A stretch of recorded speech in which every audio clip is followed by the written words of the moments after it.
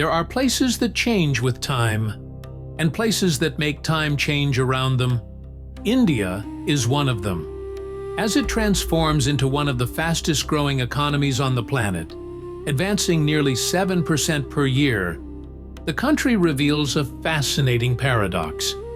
No matter how many skyscrapers rise, how technology flourishes, or how vibrant megacities take shape, its people remain guided by traditions so deep that they seem to penetrate the very history of humanity. Here, stone-carved temples coexist with futuristic avenues. Festivals that have illuminated the night for thousands of years remain as alive as the glow of digital screens. And even in the face of colossal economic growth, ancient beliefs and customs continue shaping the rhythm of life. Like an invisible thread connecting past, present, and future. Prepare yourself to enter a country where modernity runs fast, but the soul is in no hurry.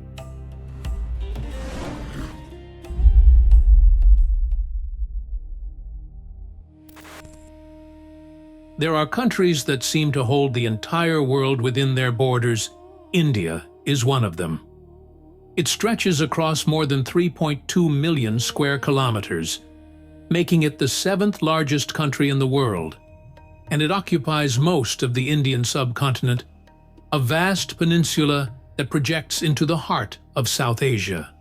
To the north rises a white eternal wall, the Himalayas, where the winds of Tibet meet the sky. To the south, the country dives into the warm waters of the Indian Ocean, bordered by the Arabian Sea to the west and the Bay of Bengal to the east.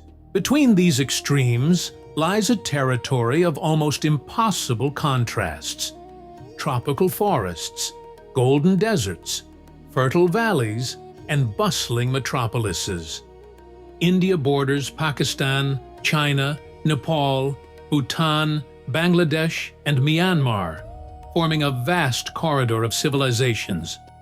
Every river, every mountain, and every region seems to hold its own identity, as if the country were a constellation of different worlds under the same sun. In the depths of the Gangotri Glacier, more than 4,000 meters above sea level, an ice cave called Gomukh, a Sanskrit name meaning cow's mouth, gives birth to the Bhagirathi River, which descends forcefully through the Gangotri Valley farther ahead. When it meets the Alaknanda, the legendary Ganges is born, the spiritual heart of India. Its waters, revered as divine, descend from the Himalayan mountains and cross plains that shelter hundreds of millions of people. Along the riverbanks, life moves to its own rhythm, among offerings, chants, cremations, and flowers released at sunrise. It's impossible not to feel that there is something profoundly symbolic in this landscape. India breathes through its rivers. To the west, the Thar Desert stretches like a sea of golden sand, where caravans and camels still cross the dunes under a relentless sun. In the northeast, the dense, humid jungle of Assam shelters elephants, rhinoceroses, and tigers, living relics of a primordial era. Between the arid and the lush, the country draws a geography that feels almost mythological, shaping the very spirit of its people. The climate is as varied as the territory. From one extreme to another, India experiences snowy winters and scorching summers, torrential monsoons, and devastating droughts. Summer brings the smell of wet earth, when heavy rains transform entire landscapes into seas of green. But in the deserts of Rajasthan, temperatures can reach 50 degrees Celsius, creating mirages that seem lifted from a dream. It is a country that moves between extremes, a land that never settles. India's biodiversity is a spectacle of its own. In the heart of the country, in Kanha and Bandhavgarh parks, the tiger rules the dry forests and golden grasslands. It is the sovereign of solid ground, silent, patient, a hunter of shadows among tall trees and tranquil rivers. This is where the classic Indian wilderness reveals itself, where every roar echoes as a reminder that nature is still in charge. Farther east, in the Sundarban's mangroves, the same feline transforms. The tiger learns to swim, crossing brackish channels and hunting among roots and tides. Around it, smooth-coated otters dive in groups, and the saltwater crocodile lies immobile beneath the surface. This is another kind of jungle. Liquid, dense, where even the predator must reinvent itself. In the Himalayan mountains, where the air becomes thin and the silence absolute, the snow leopard hunts in the shadows of eternal peaks. Here, nature seems to speak its own language, one that blends beauty and danger, devotion and respect. Yet India is also the land of crowds.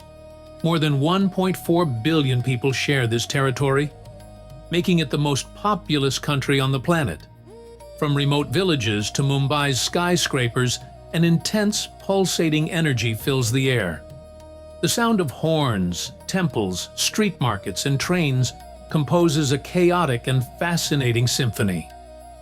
Sometimes it feels like too much for the senses, and perhaps that is the essence of India, a place that cannot be understood, only lived among sacred mountains and fertile valleys, deserts and jungles, temples and skyscrapers. India's geography reveals something deep. It is as if the very soil vibrated with the story of millennia, and faced with such diversity, one certainty stands out. India is not just a country. It is geography in its purest form, a continent within another, where nature and humanity coexist in an ancient, intense, and sometimes bewildering dance.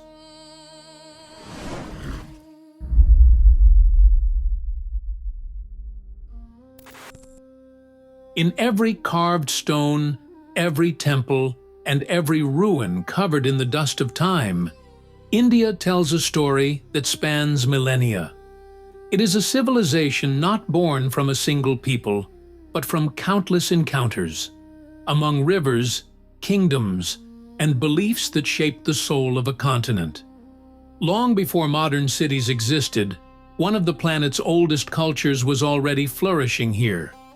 The Indus Valley Civilization, which emerged around 2500 BCE along the banks of the Indus and Sarasvati rivers. In its cities, Harappa and Mohenjo-daro, there were planned streets, drainage systems, and surprisingly advanced urban organization. Little is known about their language or gods, but the archaeological remains show a people who lived in harmony with water and trade. Over the centuries, waves of migrations brought new peoples, among them the Aryans from the northern steppes. They composed the Vedas, the sacred texts that laid the cultural and spiritual foundations of Hinduism. During this period emerged the first social divisions, tribal kingdoms, and a worldview centered on cycles and rebirth, concepts that would permeate all of Indian philosophy. Between the 4th century BCE and the 6th century CE, India lived its golden age under the Maurya and Gupta empires. Under the reign of Ashoka the Great, the country saw one of the first models of centralized government in history. After conquering vast territories, Ashoka renounced war and embraced Buddhist principles, spreading a message of compassion across Asia. As the eras passed, kingdoms rose and fell like waves in time. The Chola and Vijayanagara empires in the south left temples carved like mountains, while the north saw the advance of Muslim empires culminating in the grandeur of the Mughals. Under the Mughal Empire, between the 16th and 18th centuries, monuments that still define India's image were built. The Taj Mahal, the Red Fort, and the Shalimar Gardens, now in Pakistan. It was a time when art and spirituality intertwined in every architectural detail. But the tide of history would shift again with the arrival of Europeans. The 17th century brought the British, first as traders, then as colonizers. The East India Company expanded its power until it controlled the entire subcontinent. Centuries of resistance and oppression followed, until in 1947, after the non-violent struggle led by Mahatma Gandhi, India gained independence, not by the sword, but through the power of peace today. Modern India carries all these layers, ancient and new, sacred and painful, superimposed like colors in the same fabric. Every temple, every face, every city holds echoes of past kingdoms. India's history does not belong only to the past. It still breathes in the present, like a melody that refuses to be forgotten.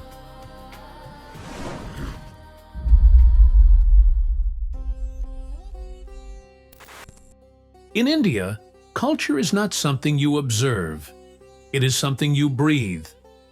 It is in the streets that never sleep, in the chants echoing from temples, in the aroma of incense and spices. Everything here vibrates like an orchestra in perpetual improvisation, where faith, tradition, and daily life blend into the same rhythm. Spirituality is the invisible axis that sustains the country. On every corner, there is an altar, a flower left at the foot of a statue, a gesture of devotion. Religion is not separate from life. It is the very language of existence. Women light oil lamps at dawn. Priests immerse themselves in the Ganges, and the distant sound of mantras mixes with the noise of horns. India lives in a state of prayer, even when it seems to be surrounded by chaos. Among the gestures that reveal this spiritual essence, none is as universal as Namaste. Hands joined at the chest, head slightly bowed, a subtle smile. The word, in Sanskrit, means the divine in me greets the divine in you. It is both a greeting and a philosophy. In a country of more than 1 billion people, Namaste is the silent reminder that behind every difference lies the same divine spark. But India also carries a millennia-old social heritage. For centuries, society was organized under the caste system, or Varna. The Brahmins, priests and teachers, the Kshatriyas, warriors and rulers, the Vaishyas, merchants and farmers, and the Shudras, laborers and servants. Outside these divisions were the Dalits, long marginalized. This structure was not merely social, it was seen as part of cosmic order. Today, the Indian Constitution forbids caste-based discrimination, but the marks of that ancient hierarchy still appear in names, traditions, and stories. Nowhere is Indian identity revealed as intensely as in its festivals. Diwali, the festival of lights, transforms the country into a sea of golden flames, celebrating the triumph of light over darkness. Holi, the festival of colors, covers streets and bodies in vibrant powder, an explosion of joy that erases the boundaries between rich and poor. Naga Panchami pays reverence to snakes, seen as protectors of nature, while Kambala in the south celebrates the strength of farmers in buffalo races that splash through muddy tracks under applause and chants. Each festival is a choreography of faith, a reminder that here, the sacred and the profane dance side by side. This identity becomes visible in clothing. The sari, with its 6 meters of fabric, symbolizes the femininity and strength of Indian women. The colors speak. Red signals marriage, white the silence of mourning, yellow wisdom, green hope. In each fold of the sari lies a story, a gesture passed down from mother to daughter, a touch of daily art. Even the way of eating carries philosophy. In India, many still eat with their hands, not out of carelessness, but respect. It is believed that touch connects the body to the food and awakens gratitude. The right hand lifts the food to the mouth as if offering a gift to life itself. Eating is a sacred act. a silent prayer to the earth. In the streets, sacred cows walk among cars, temples, and people. They symbolize generosity and purity, the mother who nourishes and protects. Their presence reminds us that in India, even animals have a place in the spiritual universe. And when life ends, the cycle continues. In Varanasi, on the banks of the Ganges, the fire of funeral pyres never goes out. At the sacred Manikarnika Ghat, about 100 bodies are cremated every day. For Hindus, dying there is to achieve moksha, liberation from the cycle of rebirth. Fire releases, the river carries, and the soul moves on. Among smoke and mantras, death becomes continuity. But Indian culture is not made only of the past. It also breathes in the present, in the pulse of cities and the light of screens. Yoga, born more than 3,000 years ago, still moves millions in search of balance. A spiritual legacy embraced by the entire world. And in the lights of Bollywood, the vibrant film industry of Mumbai, modern India sees and reinvents itself. No other country produces as many movies, more than 1,500 titles per year in over 20 languages. Indian cinema is more than entertainment. It is mirror and refuge, a collective celebration where the country sings, cries, and dreams before the screen stories that blend music, color, and emotion, crossing borders as echoes of a people who turn their own lives into spectacle. In the streets and on the rails, the country pulses crowded trains, packed markets, horns, crowds, a chaos that seems alive. But those who observe closely notice that beneath the noise, there is harmony. India is a symphony without a conductor, where disorder arranges itself, where faith and movement balance like notes in the same song. And at the center of it all stands the family, the foundation of a culture that endures several generations under the same roof, respect for elders, marriages that unite not only people, but stories. India is made of invisible bonds, traditions that resist time and turn everyday life into ritual, between the street noise and the temple silence, between chaos and meditation. India remains what it has always been, a living journey between the human and the divine.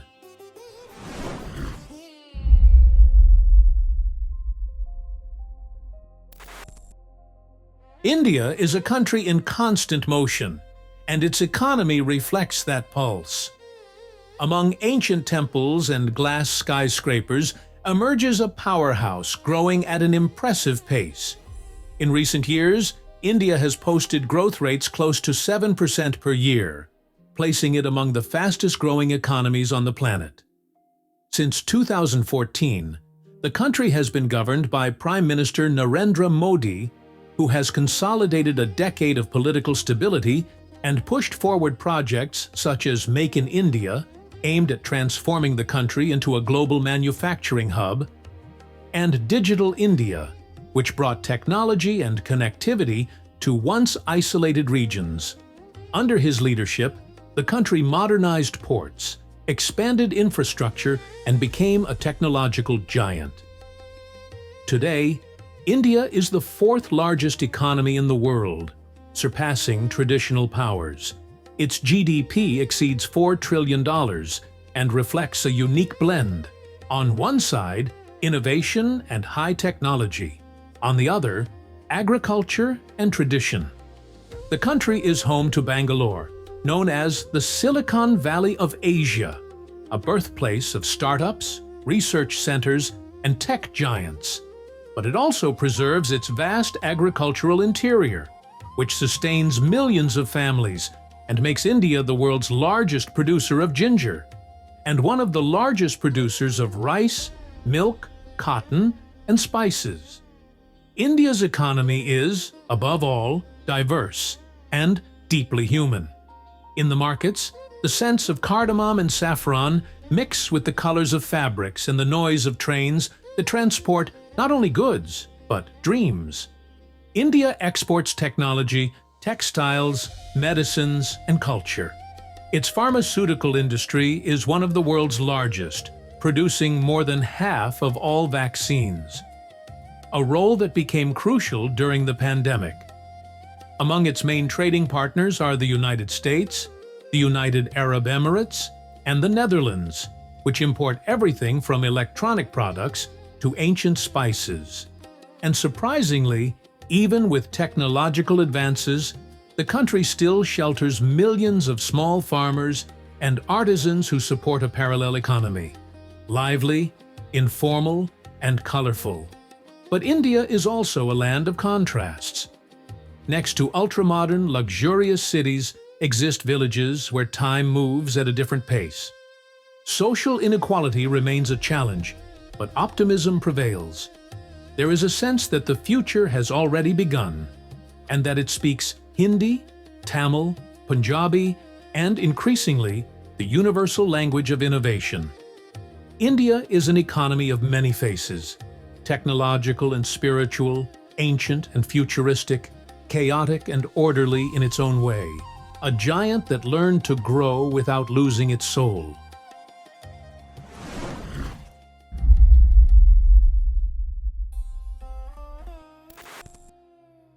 In the heart of Jaipur, the ancient fort of the old city rises over stone hills like a golden wall.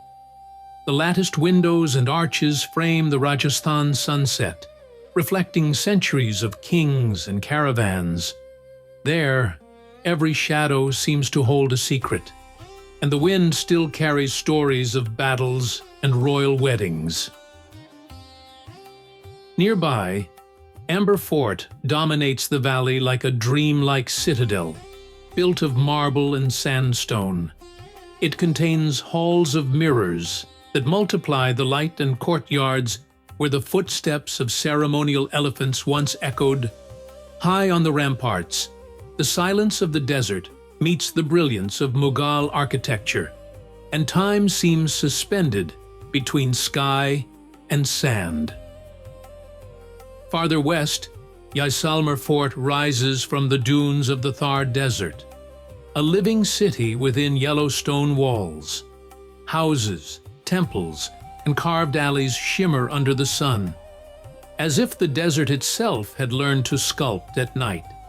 The towers become golden torches, and the breeze carries the faint murmur of caravans that once crossed ancient spice routes. In Jodhpur, Mehrangarh Fort stands on a sandstone cliff, overlooking the famed Blue City founded in the 15th century. It withstands time with gates still marked by battle scars. From above, the view is almost unreal. A sea of cobalt blue houses stretches to the horizon, as if the sky had descended onto the earth. In the heart of Rajasthan, the Hawa Mahal, Palace of the Winds, reveals its delicate facade with 900 carved windows. Built so royal women could observe processions without being seen. It is a masterpiece of lightness in stone. When the wind passes through its openings, the palace sings, a murmur blending art, privacy, and poetry. On the way to Agra, the Taj Mahal appears like a white apparition on the banks of the Yamuna, an eternal symbol of love. It was built by Shah Jahan in 1632 in memory of Mumtaz Mahal. Its marble reflects the sky and changes color throughout the day, while its reflection on the water creates the illusion of a monument floating between time and eternity. In Mumbai, the Gateway of India guards the meeting of sea and city. Built to welcome King George V in 1911, it became a symbol of arrivals and departures, the point from which the last British ship left in 1948. Around it, the flow of boats and tourists forms a living choreography, reminding us that modern India was born from ancient ports. A few kilometers away, the Chhatrapati Shivaji Maharaj Terminus a UNESCO World Heritage Site, blends Gothic stained glass with Indian domes in the heart of Mumbai. Inaugurated in 1887, it is more than a station. It is a cathedral of movement. Among bells, locomotives, and thousands of people, colonial past and urban present crosspaths, like tracks that never sleep. In the heart of Udaipur, the city palace stretches along Lake Pichola like a golden reflection of the sky. Built over 4 centuries, it gathers courtyards, balconies, and marble halls that seem to float over the water. At night, the palace lights multiply across the lake, creating the illusion of a city made of mirrors and silence. In that same Rajasthan, Turji Ka Jalra in Jodhpur is one of India's last preserved step wells. Carved in stone in the 18th century, it descends through perfect geometric steps to the groundwater below, revealing a balance between engineering and art. In the past, it was a gathering place where the desert found its own liquid mirror. In Delhi, the Red Fort remains imposing. Even after centuries of invasions and empires, built by Shah Jahan in 1648, it became a stage for independence, and still echoes the voices of leaders who announced the birth of modern India. Its red sandstone walls guard the sound of parades and the murmur of centuries. Among the quiet gardens of the capital stands the Safdarjung tomb, built in 1754, with its symmetrical domes and Mughal arches. An oasis of calm amid New Delhi's traffic, it preserves the elegance of Persian architecture, where every line was designed to reflect harmony between life and eternity. Nearby, the Akshardham temple appears more recent, but breathes the same ancient soul inaugurated in 2005. It was entirely carved from pink stone and white marble, containing thousands of sculptures dedicated to Hindu spirituality. At night, the temple transforms into a spectacle of light and sound, where tradition and technology unite in reverence. Amid Delhi's greenery, the Lodi Garden shelters the elegant Bara Gumbad Dome. Built in the 15th century, the small mausoleum, with its Muslim arches and surrounding lake, reflects the refinement of an era when even tombs were designed as poems. In stone birds replace the silence of ancient courts. Continuing to Madhya Pradesh, the Orcha complex holds the majestic Jahangir Fort and its neighboring palaces built between the 16th and 17th centuries. They blend Rajput and Mughal styles in their towers, courtyards, and temples. From the fort's windows, the Betwa River winds between forests, a landscape frozen in legendary time. Farther south, along the Bay of Bengal, the Mahabalipuram monuments reveal rock-cut sculptures from the 7th and 8th centuries. Lions, gods, and entire temples emerge from the granite as if the stone itself had breathed under the hands of the Pallava Empire. The sea watches at a distance, and the wind seems to recite ancient prayers as it passes between the pillars.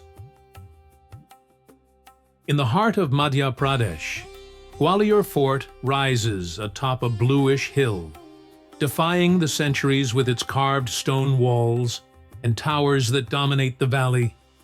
Called the Pearl of Indian Forts, it houses Jain temples carved directly into the rock and echoes of ancient battles. From above, the view reveals an India that feels eternal, where the past never fades. In the historic center of Orcha, the complex of forts and palaces seems like a city suspended in time. Ornamented towers reflect in the Betwa River, and the sunset transforms the walls into liquid gold. It was here that Rajput kings and Mughal emperors met, and perhaps, for a moment, believed in harmony between war and art. Farther west, Agra Fort holds the grandeur that precedes the Taj Mahal built of red sandstone. It was the heart of the Mughal Empire before the capital shifted to Delhi. Inside its gates, marble thrones and vast courtyards reveal the splendor of an era when power was measured by symmetry and the light entering through domes. In Maharashtra, the Ellora Caves open like a sacred gallery carved by faith. 34 rock-cut temples built between the 6th and 10th centuries honor Hindu, Buddhist, and Jain gods. The Kailasa Temple, carved entirely from a single rock, is one of humanity's greatest architectural achievements.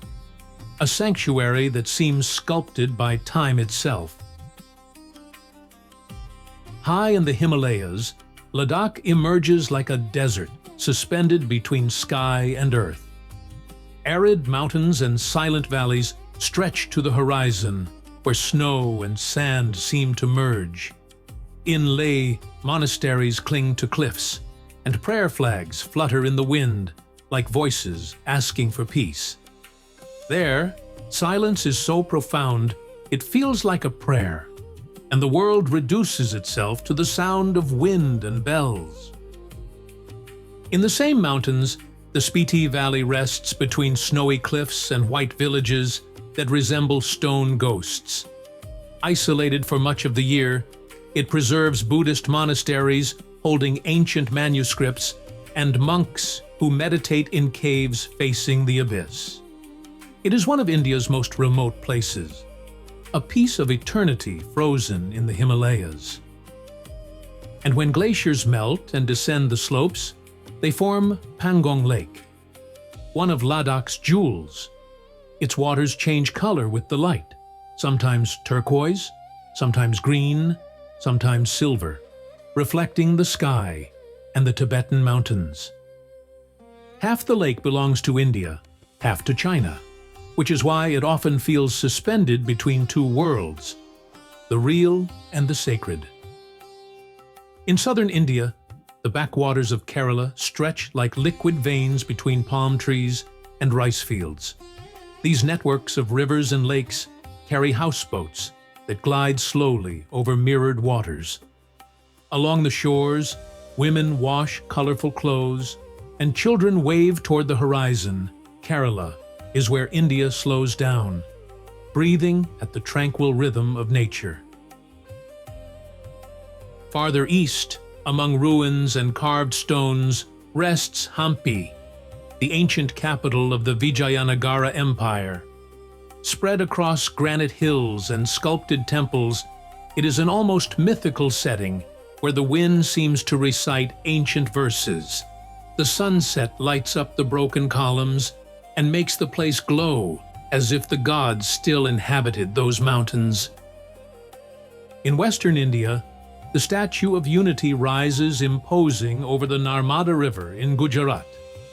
At 182 meters tall, it is the tallest statue in the world, dedicated to Sardar Vallabhbhai Patel, a leader of independence. Seen from afar, it seems to touch the sky, a modern symbol of the strength and unity of a country that learned to grow without forgetting its roots. In the heart of Amritsar, the Golden Temple, Harmandir Sahib, gleams over its sacred lake, seeming to float between sky and silence. Its gold-covered walls reflect the light like liquid fire, while pilgrims walk around the water in search of peace. It is one of India's most hypnotic places, where devotion and beauty meet effortlessly. Closing the journey, the Bandra-Worli Sea Link rises as a steel line connecting old and new Mumbai. The bridge, which appears to float over the sea, symbolizes contemporary India, ambitious, dynamic, and connected. At night, its lights dance on the waves like a necklace of pearls, reminding us that even modernity can have a soul.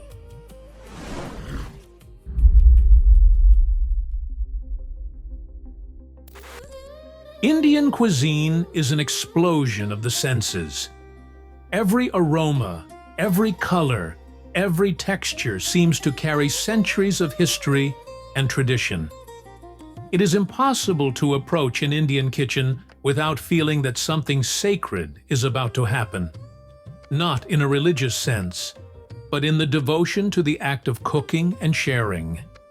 Eating here is a ritual that unites families, neighbors, and even strangers, all gathered around a single colorful, steaming, lively dish. The starting point for understanding this culture at the table is the thali, the silver tray that gathers small portions of everything that defines India. Rice, lentils, vegetables, curries, chutneys, and a dessert at the end. It is a miniature celebration, a perfect reflection of the country's diversity. A thali is like a gastronomic map, each bowl representing a region, a climate, a spice, a way of life. In the north, the famous butter chicken, also known as murg makhani, reigns as one of the country's most beloved dishes. Created in Delhi, it combines marinated chicken pieces roasted in a tandoor oven, immersed in a creamy sauce of tomatoes, butter, and mild spices. It is impossible not to surrender to its harmony between heat and smoothness, spice and comfort. But India is multiple, and in the south, flavors take an entirely different path. There, rice is the protagonist, and the star is the masala dosa, a thin golden crepe made from fermented rice and lentils, filled with curried potatoes and served with chutneys and lentil stews known as sambar. It is simple, nourishing, and somehow poetic.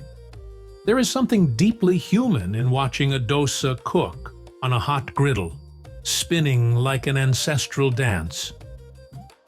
On the streets of the north, the aroma of fried spices signals chole bhature, one of the country's most beloved street foods. Chickpeas cooked with intense spices meet a puffed golden bread that looks like it levitates above the plate. It is popular, energetic food, made to satisfy the hunger of those rushing between work and the chaos of the city. And yet, it carries a flavor that lingers for days. Between the mountains of Punjab and the fields of the north, breakfast gains a rustic touch with aloo paratha, a bread stuffed with potatoes and herbs, fried in clarified butter. Ghee. It is the kind of dish that warms the body and heart on cold mornings. A reminder that in India, flavor begins at dawn. And if the beginning is striking, the end of meals is a sweet celebration. Gulab jamun, small golden balls made from reduced milk and soaked in sugar and cardamom syrup, are one of India's iconic desserts. Served at celebrations, weddings, and family rituals, they close the meal with the same splendor as a Jaipur sunset. Sweet, warm, and unforgettable. India is also a paradise for vegetarians. In many regions, meat is rarely used, but creativity is endless. Lentils, grains, vegetables, and fresh cheeses such as paneer become rich, aromatic dishes, proving that simplicity, when guided by the right spices, can be grand. In the end, every Indian meal is a portrait of India itself, diverse, vibrant, intense, and profoundly human. It is impossible not to fall in love with this banquet of colors and flavors that turns the simple act of eating into a spiritual, cultural, and above all, sensory experience.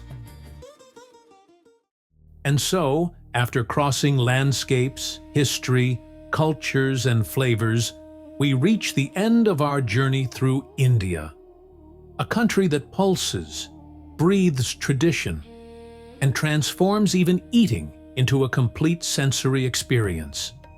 Now tell me honestly, which part of this journey stayed in your mind?